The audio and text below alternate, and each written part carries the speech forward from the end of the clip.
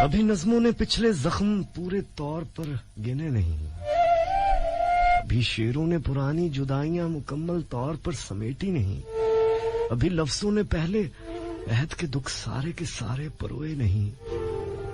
कौन हो, कहां से आए हो? मोहब्बत के दूसरे अहद का आगाज करने, पीले फूलों को सब्ज रुतों के बोसे पहनाने कहां से आ गए हो? शायरी के लबों पर खुशी महकाने और मलाल के एक नए दौर से आशना करने कहां से आ गए हो?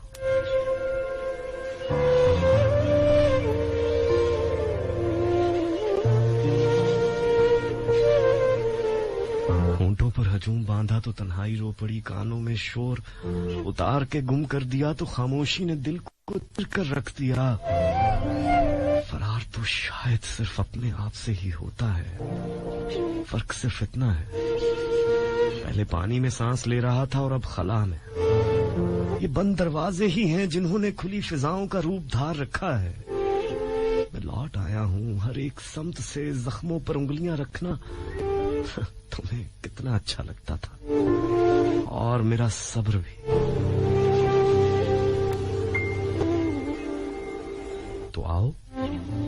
तो आओ आज फिर खराशें खराशें खेलते हैं। मैं वैसे ही चुप बैठा रहूंगा और तुम खेलते रहना, खेलते रहना, देर तक, देर गए तक खेलते रहना।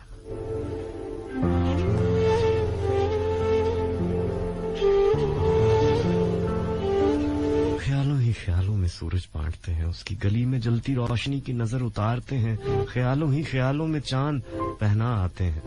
हम आवाज को तसल्ली देने में क्या हर्ज है? जुगनुओं की हिम्मत बन जाएगी। ख्यालों ही ख्यालों में महल बनाते हैं, एक बहुत बड़ा और शानदार महल, और उसको बुलाते हैं और उसका इस्तकबाल करते हैं, उसके शायाने शान या उसे अभी इसी वक्त मिल आते हैं। ये सब कुछ करने में आखिर हर्ज ही क्या है? ख्यालों ही ख्यालों में। कहते हैं खुदा नियतें देखता है। जब मेरे कमरे से सब चले गए, मैंने देखा मैं अकेला नहीं हूं। जब किसी ने मुझे कहीं भेजा और कहा एक बस तुम चले जाओ, मैं तन्हा नहीं गया। उन्होंने मुझे अपने घर बुलाया और कहा किसी को साथ मत लाना। मैंने कहा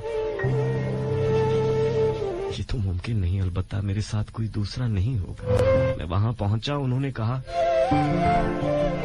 शुक्र है तुम अकेले आए हो। मैं हंस दिया और अपने अंदर तुम्हें पुकारा, तुम्हारे गले में बाहें डाली, तुम्हें अपने करीब खींचा और तुम्हारी पेशानी चूम ली। तुमने तकरीबन सभी कुछ लिख भेजा। मैंने उस तकरीबन में तुम्हारे वो लम्हे भी शामिल कर दिए हैं जो ओझल रहे, सिवाय इन दो आंखों के जो कभी तुम्हारे कमरों की दीवारों से, कभी दीवारों पे लटके हुए पर्दों से, कभी खुद तुम्हारे गाए हुए गीतों से, और कभी बहुत ही दूर से तुम्हें तकती रहती है, तुम्हें तकती रहती है।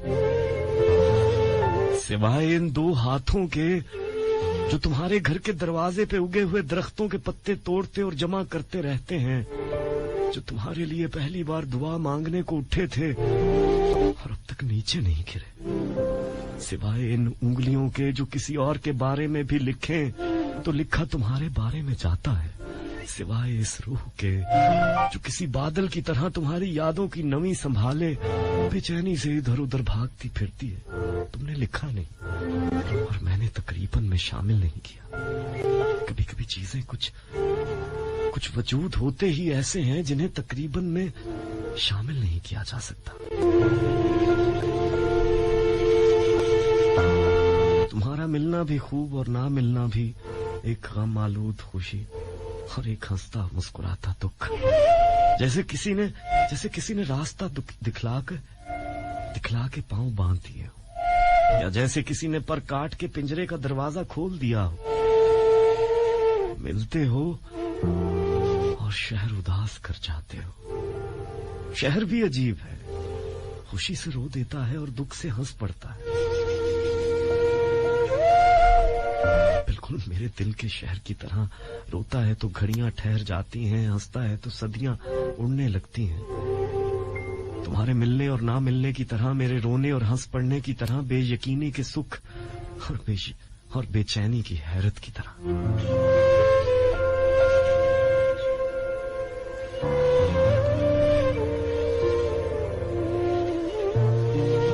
तुम्हारी भेजी हुई गीतों की माला मुझसे मिलके रो दी है। मैं भी रोना चाहता था, किसी अनजाने पन्ने आंसू आंखों के अंदर ही दफन कर दिए हैं। आईने पे नजर पड़ी तो चुरानी पड़ गई। आईने पे नजर पड़ी तो चुरानी पड़ गई। मैयत देखे नहीं गए। सीने में बैन करती हुई सांसों ने सारी बस्ती उजाड़ दी है। बैन धीमे पड़ते हैं तो मातम की सदा बुलंद हो जाती है। कहीं दिल के आसपास, कहीं दिल के आसपास और खून के छींटे ख्वाबों में आ पड़ते हैं। खालीपन से लुथड़े हुए हाथ और महरूमियों से लबालब भरी हुई आरज़ुएं पुरसा देती फिरती हैं। तुम्हारी माला मुझसे मिलकर रो दी है। कहते हैं हुस्न आंखों के अंदर होता है, पता नहीं गम कहाँ होता है, पता नहीं गम कहाँ होता है। गीतों के आंसुओं में, मुझसे मिलने में, या शब के दूसरे पहर में, पता नहीं गम कहाँ होता है।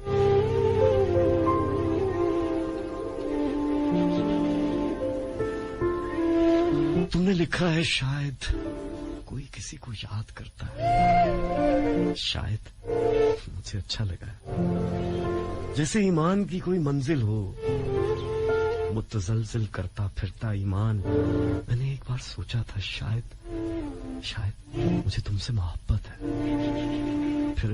फिर आज तक इस शायद की पादाश में यकीन बांटता फिरता हूं। रूह पर बीता हुआ यकीन। मोहब्बत भी अजीब शय है, एक गुमान, ईमान की आखिरी मंजिल, जिससे एक कदम पीछे है एक बेयकीनी। तमाम तर यकीन जिसके सामने अधूरा है। तुमने लिखा है शायद कोई किसी को याद करता है। शायद मुझे अच्छा लगा। बचपन किताबें और खिलौने, तुम्हारी दी हुई किताबों और तुम्हारे लिए खरीदे हुए खिलौनों में कैसी कैसी दास्तानें बीत गईं। मासूमियत में बहे हुए आंसू जो कायनात की बारिशों और पानियों से ज्यादा मुकद्दस होते हैं। मैंने तुम्हारे लिए बहाए, तुम्हारी बेखबरी की रेत पर।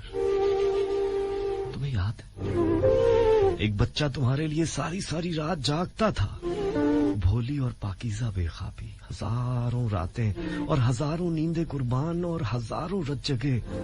एक दिन वो बच्चा, वो मासूम और पागल बच्चा मर गया, शायद तुम्हारे ही हाथों। मैंने उसे अपने अंदर दफना दिया। मेरे अंदर एक कब्र जिंदा हो गई। इसका दरवाजा कभी कभी एक बैन के अंदर खुलता है, खून में सरसराता हुआ, शरियानों में गूंजता हुआ बैन। आंखें जलन से भर जाती हैं और दिल वीरानी से। बचपन किताबें और खिलौने कब्रें हैं मेरे अंदर जिंदा और तुम्हारे अंदर मरी हुई।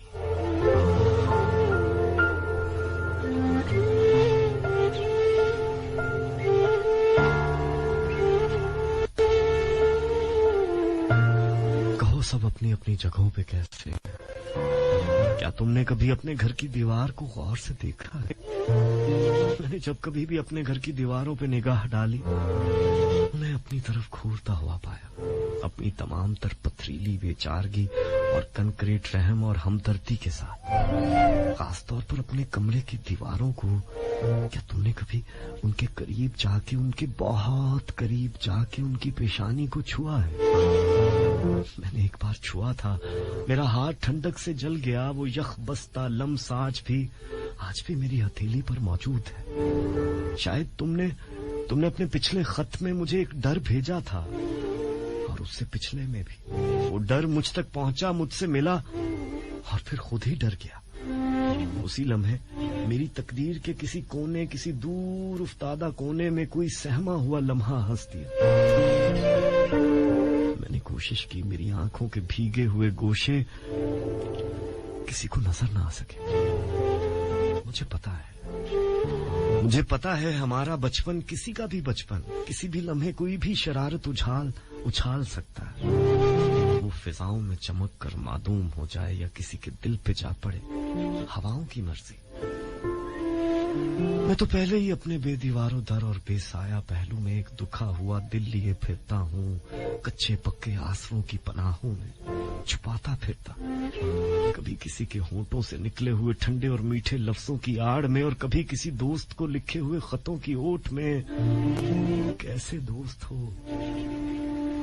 दोस्त हो, कराहों के मेयार पे परखना चाहते हो, उन लोगों की तरह जो हर वक्त कमजोर पहलुओं की तलाश में रहते हैं।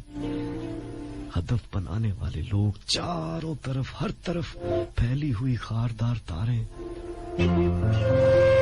सोच रहा हूँ एक बार तमाम जज्बे फिर से समेट लूं इसी बेदरो दीवार और बेसाया पहलू में। महफूज न सही अपना तो है। सीने की घुटन में घबराई हुई और जिंदगी की सहमी हुई दहलीज पे सर पटकती हुई सांसों की कसम। पहली के बाद दूसरी और दूसरी के बाद तीसरी बार खाली लौटना कितना तकलीफ दे होता है, लौटाने वाले क्या जाने। ऐसे आलम में तो दुख भी अपनी शिद्दत की इंतहाओं को पहुंच जाता है जब लौटने वाले ने किसी से कुछ मांगा ही ना। क्या मैंने तुमसे कुछ मांगा है?